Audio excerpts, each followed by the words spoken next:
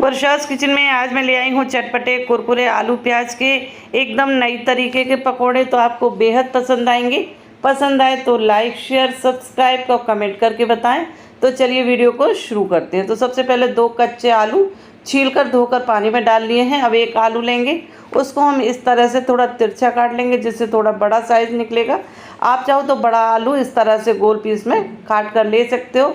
अब कटे हुए आलू को एक कटोरी में हम रख लेंगे और इसी तरह से मैंने दोनों आलू काट कर पानी में रख दिए हैं। अब एक मिक्सिंग बाउल लेना है, उसमें हमें 1 कप बेसन डाल लेना है और साथ में 2 प्याज इस तरह से लंबे टुकड़ों में कटा हुआ डालेंगे, इससे पकोड़े कुरकुरे बनेंगे।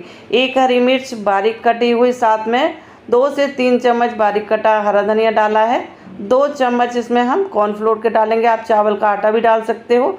और चौथाई चम्मच अजवाइन, आधा चम्मच लाल मिर्च पाउडर, आधा चम्मच धनिया पाउडर और चौथाई चम्मच हल्दी पाउडर, आधा चम्मच नमक डाल लेंगे।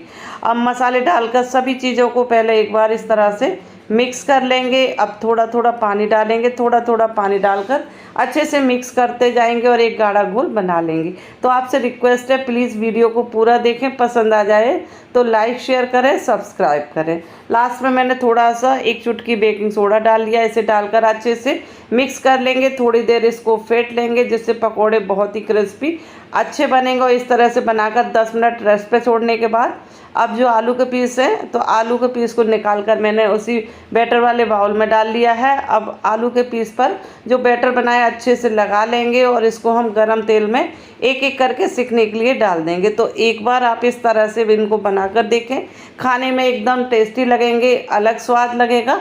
तो यहाँ 4 पकोड़े डाल दिए हैं, मीडियम फ्लेम पे इसको हम सिकने देंगे। जब एक साइड से ये अच्छे से सिक जाएंगे तो इसको हम पलट देंगे।